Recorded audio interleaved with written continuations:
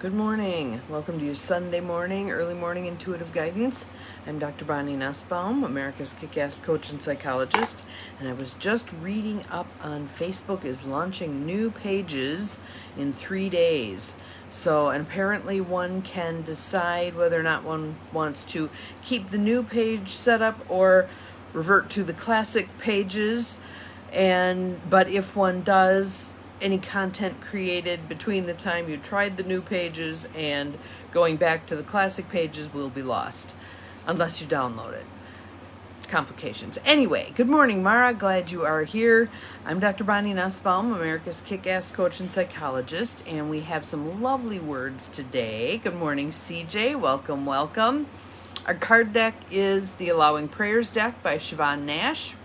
57 invitations to spark a conversation with your soul. I like that. And this is a really good card and kind of interesting coming on the heels of Facebook's announcement that we're getting these new pages. Because I did take the time to go through the various screens as I was setting up for today's YEMIG and check out what stays the same and what's going to be different.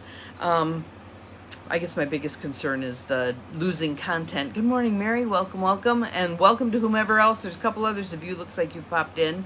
But your names aren't showing up, but I'm glad you're all here this morning. Sunday morning's a good morning for us to hang out together for a while. Anyway, whatever changes, whatever content might be lost in between. So we'll see what I decide to do. I may just stick with the classic pages, or I may wing it and take a leap and try their new system. We'll see what happens. Thank you for the coffee, Mary. Good morning, Mel. Glad you are here. Our card today is wonderful, and for me, no pun intended, timely. Our card is allow time. Allow time. So let's just take a little time right now and breathe. Time being a relative concept. Other creatures don't necessarily deal in time the way we do. Good morning, Joe. Welcome, welcome.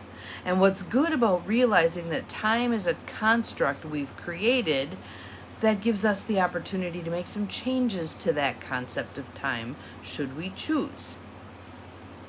So there's 2 questions on the card, as always, and I'd like you to ponder them. Let's just take some more nice deep breaths, just settling in, creating that curiosity, that openness to exploring beyond what we've come to believe is true.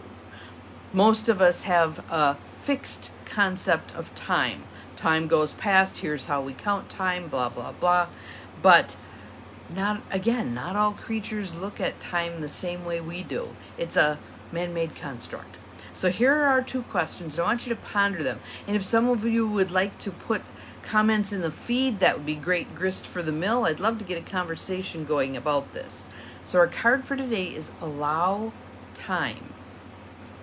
First question is, what stops you from devoting time to yourself, to what is meaningful and fulfilling to you? What stops you from devoting time to yourself, to what is meaningful and fulfilling to you?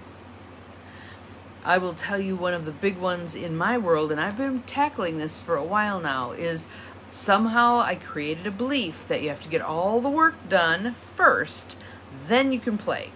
Then you can spend time on yourself. Then you can do the things that take good care of you.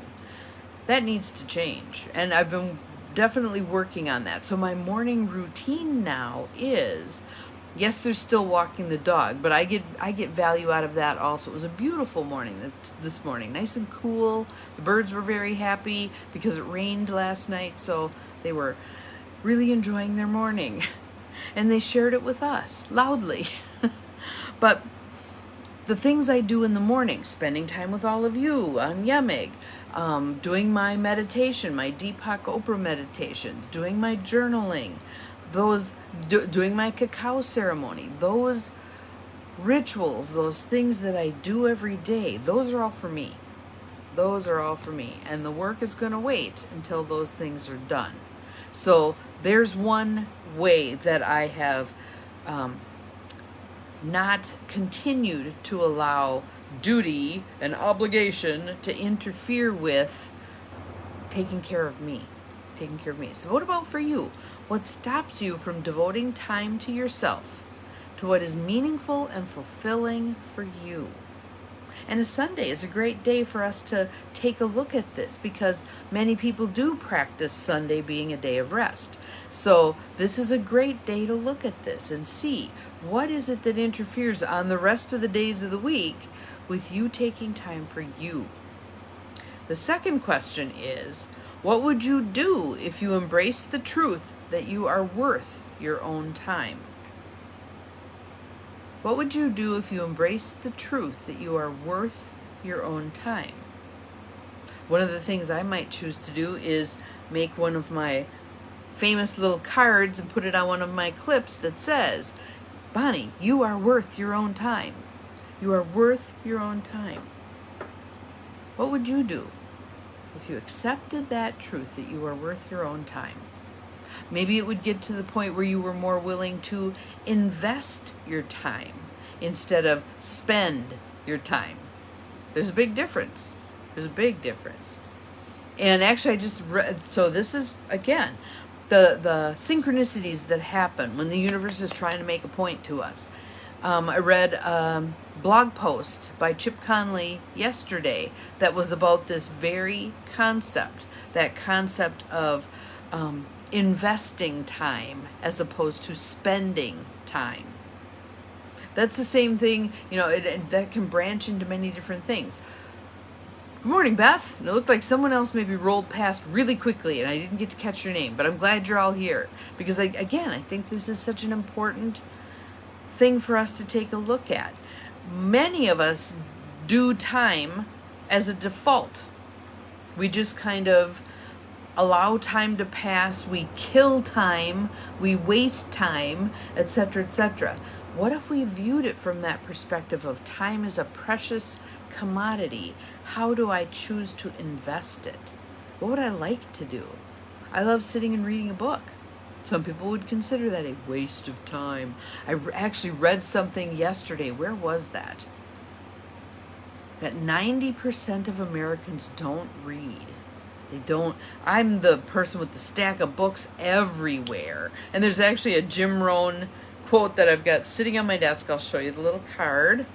If you haven't been exposed to Jim Rohn, definitely look him up. He's deceased at this point, but tons of useful stuff. He was he describes himself as an American entrepreneur, author, and motivational speaker. One of his quotes, the quote that's on this card is, "Successful people have libraries. The rest have big screen TVs." What do you do with your time? Again, when you're sitting watching TV, it's a pretty passive use of your time. You're not doing much engaging with what's going on. If someone's with you, you might be talking about it, which is a step up on the engagement ladder. But when you're reading, your imagination is operational. You're going back and rereading things. You're questioning things. You're opening your mind to new concepts, etc. It's a little more, to me, it's a little more of an active process when you're reading as opposed to when you're watching TV. Allow time. So let me read the two questions again. And I would love, love, love for you to spend some time today discerning about these two questions and seeing what you're willing to put into place in terms of investment. What stops you from devoting time to yourself, to what is meaningful and fulfilling to you? What would you do if you embraced the truth that you are worth your own time? You are worth your own time. And again, I would love to have some conversation in the chat about this. I always, when I jump back on in a little while and send the post out via email, to post it to LinkedIn, to YouTube, etc., etc., I read the comments and respond back, etc. I'd love to have some comments about this. What's this triggering for you? What's this making you consider or reconsider?